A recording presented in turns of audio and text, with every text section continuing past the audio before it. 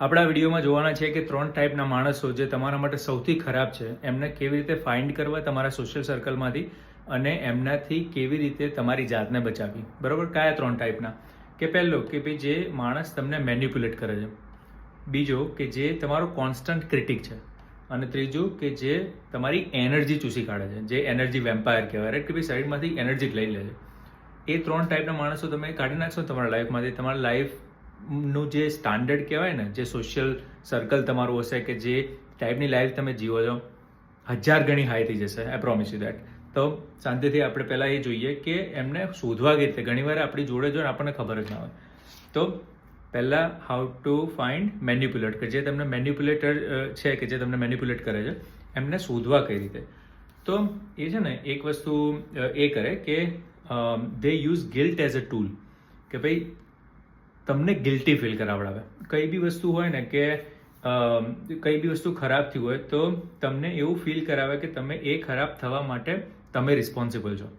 તમે જોજો કોઈની બી જોડે તમે વાત કહેતા હોય ને, તરત એમાં જો તમારી બે વચ્ચેની વાત હોય ને એવું ફીલ કરાવે ને કે બે ભૂલ તો તે ભૂલ કરીને, આમ તો ડાયરેક્ટલી ના કે, પણ ફરી ફરીને તમારે એન્ડ રિઝલ્ટ તો જોઈએ કે તમને ગિલ્ટી વધારે ફીલ થાય. તો જે માણસ તમને હંમેશા ગિલ્ટી ફીલ કરાવતું હોય ને એ મેન્યુપ્યુલેટર કેટેગરીમાં આવે. બીજી કઈ સાઇન છે એમની કે ભાઈ their action constantly contradict their words and promises. કે ભાઈ એ કહે કંઈક જુદું અને કરે કંઈક જુદું. અને એકવાર થાય ચલો માણસથી ભૂલ, 2 વાર માણસથી ભૂલ થાય, પણ તમને જો દર વખતે એ કોન્સ્ટન્ટ એને એ વસ્તુ દેખાતી હોય ને, મતલબ કે એ માણસ મેન્યુપ્યુલેટર છે. તમને એ વખતે ખાલી એટલે કહી દે છે કે ભાઈ છોડને અત્યારે તો આ ડિસ્કશન પતે, માથાકૂટ બંધ થાય, પણ પાછળથી એ વસ્તુ કરશે નહીં.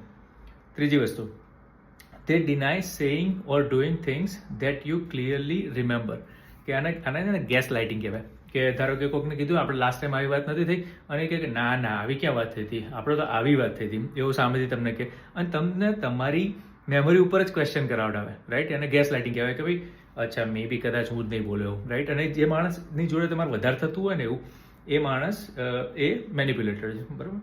અને ચોથી સાઇન કે ભાઈ they twist situation to make themselves the victim and you one at a fault, right? કે ભાઈ તમને તમારી ફોલ્ટ છે અને એ વિક્ટમ છે. દર વખતે એવું તમે એમની જોડે ને એવું થાય કે યાર મેં ખરાબ કર્યું એની જોડે, તમે કર્યું હોય કે ના કર્યું હોય, પણ એ તમને મેનિપ્યુલેટ કરીને તમને એવું ફીલ કરાવી દે કે ભાઈ એ વિક્ટમ છે, કે આ સિચ્યુએશનમાં કે આ રિલેશનશિપમાં એ સહન એને કરવું પડે છે અને ભૂલ તમારી છે. બરાબર? એટલે આ ટાઈપની વસ્તુ તમને જોવા મળતી હોય તો એ માણસ મેનિપ્યુલેટર છે. તો હવે તમારી જાતને કેવી રીતે પ્રોટેક્ટ કરવી એવા માણસોથી? તો trust your gut. If an instinct leaves you feeling confused or guilty, pay attention. કે ભાઈ કોઈ જોડે વાત કરી અને એન્ડ ઓફ ધ કન્ક્લુઝન કે વાત કરતાં કરતાં છેલ્લે એવું થાય ને કે ભાઈ ગિલ્ટી માં જ એ વસ્તુ એન્ડ થતી હોય છે, કે કાંઈ તો તમે કન્ફ્યુઝ થાઓ જાતે જ, કે યાર હું પહેલાં તો આવું ધારતો, આની જોડે વાત કર્યા પછી હું વધારે કન્ફ્યુઝ થઈ ગયો, કે વધારે કન્ફ્યુઝ થઈ ગઈ, રાઈટ? એ સેમ સિચ્યુએશનમાં. તો એ તરત તમારી ગટ તમને કહી જ દેશે કે હા આવું થયું છે. પણ આપણે મોટા ભાગની રીતે શું કરીએ કે ભાઈ ના ના લોજિકલી એણે કીધું એ વાત સાચી છે, પણ આમ ગટને તમે બિલીવ ના કરો, કે અંદરથી જે ફીલ થતું હોય કે ના ના મેન્યુપ્યુલેટ કર્યું છે, એને સાંભળવાનું રાખો. Second, set firm clear boundaries. Use I statement like I will not discuss this further. ઘણીવાર સામેવાળો માણસ આમ ફરી ફરીને તમને એ સવાલનો જવાબ પૂછવા ગયા, કે ધારો કે તમારી કોઈ ફ્રેન્ડ હોય, કે તમારો કોઈ ફ્રેન્ડ હોય અને રિલેશનશિપમાં તમારા લોચા ચાલતા હોય, ફરી ફરીને આમ મેન્યુપ્યુલેટ કરીને એ સવાલ પૂછવાનો ટ્રાય કરશે. ડાયરેક્ટલી નહીં કરે, પણ આમ જનરલ એ ટાઈપની વાતો કરવા જશે, અને તમને ખબર પડી જશે કે આ રહ્યો એ દિશામાં જઈ રહ્યો છે. એ વખતે ઇગ્નોર નહીં કરવાનું એ વસ્તુ. એને કહી દેવાનું ભાઈ મારે આ ટોપિક ઉપર તારી જોડે વાત નથી કરવી, કે આ મારા ટોપિક ઉપર વાત નથી કરવી. Be very clear. 1-2 વાર કહેશો ને પછી માણસ સમજી જશે. Do not justify, argue, defend or explain, right? કે કઈ બી વસ્તુ એ કહેતો હોય કે ના આવી રીતે નહીં, આવી રીતે પેલું મેન્યુપ્યુલેટ કરવાનો ટ્રાય કરતો હોય, તમે એને જસ્ટિફાય કરવા નહીં જાઓ કે તમે કેમ સાચા છો, કે પછી તમે આર્ગ્યુ કરવા બી નહીં જાઓ. તમને ખબર છે ને ગટમાં કે ભાઈ તમે સાચા છો, એની સામે બહુ લમણાજીક નહીં કરવા જાઓ, કારણ કે જેટલું તમે કરશો ને એ બધા મેન્યુપ્યુલેટર્સ છે, એમને ખબર પડે છે કે આ સિચ્યુએશનને કઈ રીતે બદલી કાઢવી. તો જેટલું તમે આર્ગ્યુ, પોતાની જાતને ડિફેન્ડ કરવા જશો કે એક્સપ્લેન કરવા જશો સિચ્યુએશનને, એટલા તમે ખાડામાં વધારે પડશો. એટલે એ કશું જ નહીં કરવાનું. તમારે ખાલી તમારી પોઝિશન શું છે આ સિચ્યુએશનમાં એ કહીને વાત પતાવી દેવાની. બરાબર? અને આ થોડું ડિફિકલ્ટ છે, દરેક જોડે આ તમે નહીં કરી શકો, પણ જેની જોડે કરી શકો, રિડ્યુસ કોન્ટેક્ટ. તો બી એની જોડે આપણે બહુ ફોન નથી કરવા કે બહુ મળવું નથી, થોડું ઓછું જ કરી નાખીએ એમની જોડે. ઘણીવાર કટ ના કરી શકો તમે, રાઈટ, પણ બને એટલું ઓછું કરી નાખો, કારણ કે your peace is more important than winning an argument, right. કે ભાઈ એવા માણસ જોડે જઈને આર્ગ્યુ કરવી ને જીતવું એના કરતાં ભાઈ આપણે આપણી પીસ છે એ સાચવે રાખવાની. That will give you a better life, બરાબર. તો આ થયું મેનિપ્યુલેટર્સનું, કે કેવી રીતે સ્પોટ કરવા અને કેવી રીતે એમનાથી દૂર રહેવું. સેકન્ડ ટાઈપના માણસો હોય ને એ કોન્સ્ટન્ટ ક્રિટિક હોય, કે હંમેશા એમને કંઈક વાંધો જ આવતો હોય, રાઈટ. હવે એમને ફાઇન્ડ કેવી રીતે કરવા, ઘણી વાર તો એ ઓબ્વિયસલી તમે એને શોધી શકો, રાઈટ. ભાઈ તો કોઈ હંમેશા તમારામાં ભૂલ કાઢે છે, તો એમાં બી 4 વસ્તુઓ છે કે ભાઈ they give constant unsolicited advice and feels like judgement, કે અને ઘણા સંબંધીઓ એવા હોય, રાઈટ, કે ભાઈ એને પૂછ્યું જ નહીં આપણે કે આ હું કઈ રીતે કરું, તો એ સામેથી આ આવી રીતે ના કરતો, પેલી રીતે કરજે, કાં તો આવી રીતે નહીં કરવાનું, આ તો કરાતું છે આવી રીતે. અને તમે કરતા હોય તો તમને લાગશે કે જજ કરે છે તમને, એટલે તમે એ જજમેન્ટથી બીવાઈને તમે એ વસ્તુ નહીં કરો જે કરવાના હતા એ. અને કોન્સ્ટન્ટ અનસોલિસિટેડ, કે ભાઈ માગ્યા વગરની એડવાઇસ મળે રાખતી હોય ને લોકો જોડેથી, તો એ કોન્સ્ટન્ટ ક્રિટિક. અને એડવાઇસ એવી કે તમે ખોટું કરી રહ્યા છો કે ખોટી રીતે કરી રહ્યા છો, રાઈટ. પછી they use back-handed compliment, કે યુ નો કે આ તો યાર તારા માટે તો જોરદાર વસ્તુ કહેવાય, મીન્સ, રાઈટ, કે ધારો કે તમે બિઝનેસ ચાલુ કર્યો અને ખરેખર ચલો $5,000 કોઈ વસ્તુ વેચી, તો જે ખરેખર આમ તમારી યુ નો તમારો ચેર લીડર હોય ને કે ભાઈ ના મારે ખરેખર એને સપોર્ટ કર્યો, કે અરે જોરદાર યાર, આ તો શરૂઆત છે, આ તો મસ્ત જશે. પણ જો એવું કે ને અલે આમાં તે 5 પણ તારા માટે તો મોટી વાત કહેવાય. શું કર્યું, એને કોમ્પ્લિમેન્ટ આપ્યો, પણ તારા માટે તો મોટી વાત કહેવાય, મીન્સ કે બેક હેન્ડેડ કોમ્પ્લિમેન્ટ આપ્યો, કે ભાઈ બીજા કોઈ માટે નોર્મલ હશે એમ, પણ તારા માટે તો મોટી વાત કહેવાય કે તું આવું કરી શક્યો, રાઈટ. પછી they have a lesser focus on your flaws and rarely acknowledge your success, કે એ લોકો તમે આમ નાની ભૂલ કરીને તરત પકડી પાડશે, પણ જો થોડું બી આમ સક્સેસફુલ કે એવી કોઈ વસ્તુ તમે કરી હશે ને, તો એ વસ્તુ ઇગ્નોર કરવાનો ટ્રાય કરશે, કે એમાં એ એકનોલેજ જ નહીં કરે કે ભાઈ તમે કોઈ વસ્તુ સારી કરી છે, પણ જો થોડી ભૂલ કરી ચડી બેસશે. અને તમે એમની જોડે હોય ને જ્યારે, અને આ તો તમને ફીલ થતું જ હશે કે અમુક માણસો જોડે તમે હોય ને તમને એવું લાગશે કે you are not good enough, કે તમે જે વસ્તુ તમે કરવા માંગો છો, કે જે લાઈફ તમે ક્રિએટ કરવા માંગો છો એના લાયક જ નથી, એ તમને એવું ફીલ કરાવી દેશે. તો આવું જેની જોડે ફીલ થતું હોય ને એ બધા તમારા કોન્સ્ટન્ટ ક્રિટિક કહેવાય. હવે એમની જોડેથી તમારી જાતને કેવી રીતે તમારે પ્રોટેક્ટ કરવાની, કે ભાઈ remember their criticism is a reflection of them, not you. એ જો ભૂલો કાઢતા હોય ને, હવે તમારે કોઈ યુ નો વિડીયો બનાવવા હોય, યુ નો યુટ્યુબમાં પોસ્ટ કરવા હોય કે ઇન્સ્ટાગ્રામમાં પોસ્ટ કરવા હોય, અને એ કે અલે આવું તો કરાતું છે, લોકો જોવા કેવું લાગે, રાઈટ. એ એમનું રિફ્લેક્શન છે, એ તમને સલાહ આપી રહ્યા છે પણ તમારા માટે નથી આપી રહ્યા.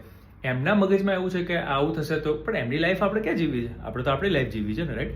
આપણે બિઝનેસ ચાલુ કરવો હોય, આપણે ક્યાં એને કેવું છે કે ભાઈ તું આ બિઝનેસ કર, પણ એ બિઝનેસમાં ટિપ્પણી કે ક્રિટિસિઝમ એનું કેમ આવે છે, કારણ કે એ કરશે ને તો એ ટાઈપની ભૂલો કાઢશે, રાઈટ. પછી respond with neutral boundary setting phrases like thank you for your opinion, right. કે ખાલી થેન્ક યુ કોણ, તમે ધારો કે પેલા કીધું તારા માટે તો 5,000 યુ નો મસ્ત વસ્તુ કહેવાય, તો તમે થેન્ક યુ કોણ, તો ખબર છે કે આમ બેક હેન્ડેડ કોમ્પ્લિમેન્ટ આપે, પણ તમે પતાવ્યું, પણ એને તમે કોણ thank you for your opinion, કે ભાઈ આ તારો ઓપિનિયન છે, તો એને બી લાગે okay I am not breaking that shield જે એને ક્રિએટ કર્યું છે, કે ભાઈ હું કહીશ તો એને લાગી નહીં આવે, રાઈટ. પછી do not seek their validation or approval. એવા માણસોનું અપ્રુવલ કદી લેવા જ નહીં જવાનું, કે વેલિડેશન બી શોધવા નહીં જવાનું. જો તમે સામેથી જ જતા હોય એ માણસ જોડે, અને ઘણીવાર એ માણસ તમારા યુ નો પેરેન્ટ્સ બી હોઈ શકે. આઈ નો ઇટ્સ વેરી ડિફિકલ્ટ, પણ અમુક વાર પેરેન્ટ્સ છે કે એમને આદત પડી ગઈ હોય ભૂલો કાઢવાની, કારણ કે એમના મગજમાં એવું છે જેટલી ભૂલો કાઢશે ને એટલા તમને બેટર બનાવશે, પણ એમને ના ખબર હોય કે સાયકોલોજીકલી તમારી ઉપર શું અસર થઈ રહી છે. તો યુ નો દર વખતે જે માણસ તમને કોન્સ્ટન્ટ ક્રિટિક કરતું હોય, you can steel love them, you can steel you know like them, but તમારે એમના અપ્રુવલ કે વેલિડેશનની જરૂર નહીં, એ તમારે યાદ રાખવાનું. અને limit the time you spend with them to protect your self esteem. અને બને ત્યાં સુધી ઓછું કરી દેવાનું એમની જોડે થઈ શકે એવું હોય તો. બરાબર, આ બે વસ્તુ થઈ. બીજું કયું હતું કે ભાઈ કોન્સ્ટન્ટ ક્રિટિક હોય એમનાથી દૂર કેવી રીતે રહેવું. હવે ત્રીજું છે એનર્જી વેમ્પાયર. એટલે વેમ્પાયર શું કરે?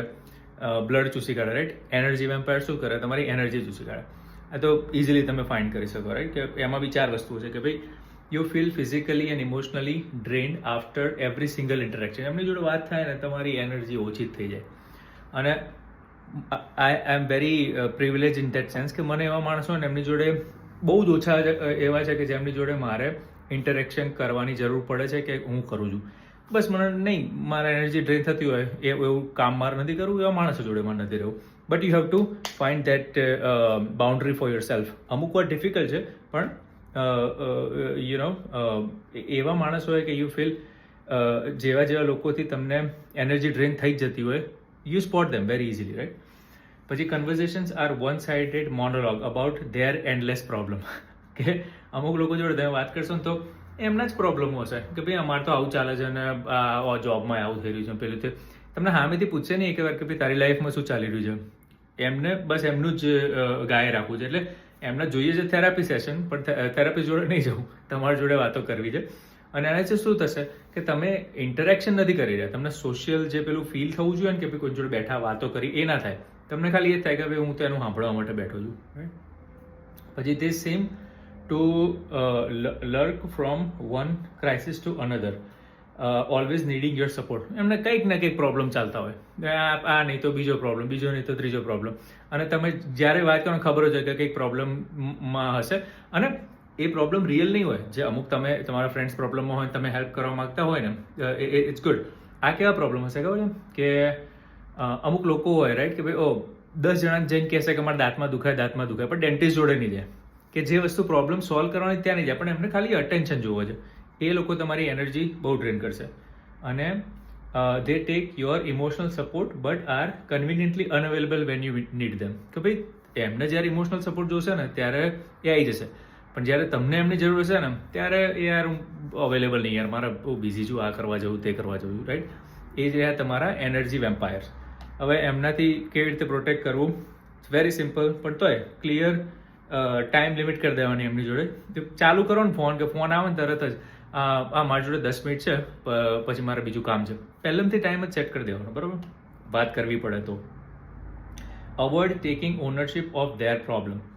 કે ભાઈ આવીને ખાલી લવરેજ કરવી, એમના પ્રોબ્લેમ જ કહેવાય. ઓનરશિપ નહીં લેવાની કે ભાઈ તારો એ પ્રોબ્લેમ છે, આઈ નો, પણ તું એવું કંઈ નહીં કહેતો કે જેનાથી હું તને હેલ્પ કરી શકું ને સોલ્વ કરી શકું. તારે ખાલી એ વસ્તુ વાત હોય તો એની ઓનરશિપ નહીં લો કે હું તને ફિક્સ કરી શકીશ કે હું કંઈક ટ્રાય કરીશ, કારણ કે એને ફિક્સ નથી કરવી, તમને ખબર જ છે.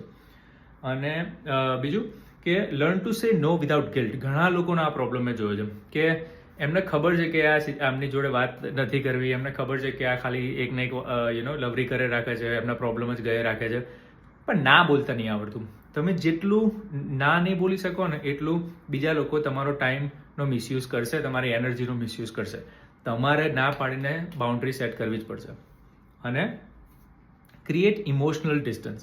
ભાઈ બહુ ઇમોશનલી ઇન્વોલ્વ નહીં થવાનું. એવા લોકો જોડે તમે વાત કરો ને ખરેખર જે બોલે છે ફીલ કરવા જાઓ ને, આમ એનર્જી બધી નેગેટિવ, ડ્રેનિંગ કે સેડ કે એ બધી તમારી એનર્જી તમારા ઉપર હાવી થઈ જશે જો તમે ઇમોશનલી વધારે ઇન્વોલ્વ થઈ ગયા તો એ કન્વર્ઝેશનમાં કે એ માણસની ફિલિંગમાં. એટલે પોતાની જાતને ઇમોશનલી થોડા ડિસ્ટન્સ રાખવાના. એટલે યાદ રાખવાનું કે 3 ટાઈપના માણસો છે, એમને આપણે લાઈફમાં જોતા જ નથી, બને એટલું ઓછું કરી દેવાનું. અને ઓછું ના કરી શકતા હોય કે બંધ ના કરી શકતા હોય તો કેવી રીતે એની લિમિટ કે પોતાની બાઉન્ડ્રીઝ કેવી રીતે ક્રિએટ કરવી કે કેવી રીતે વાત કરવી, જેના કારણે એ સેમ વસ્તુ તમારી જોડે અગેન ને અગેન ના થાય અને તમને કોઈ મેનિપ્યુલેટ ના કરી શકે, કોઈ તમારી એનર્જી ના લઈ શકે અને કોઈ તમને હંમેશા તમને નીચું ના પાડી શકે, ક્રિટિક ના કરી રાખે દર વખતે કે ભાઈ જે કરી રહ્યો છે એ તું ખોટું કરી રહ્યો છે. Excuse me. Hopefully this helped and please like, follow, subscribe. Thank you. I'll see you guys in the next video. અને કંઈ બી તમારે 1-on-1 કોલ કરવો હોય તો અમેરિકામાં ગુજરાતી.com ઉપર જઈને કોલ બુક કરાવી શકો છો. અને I'll see you guys on video, Instagram, YouTube or on 1-on-1 calls. Take care.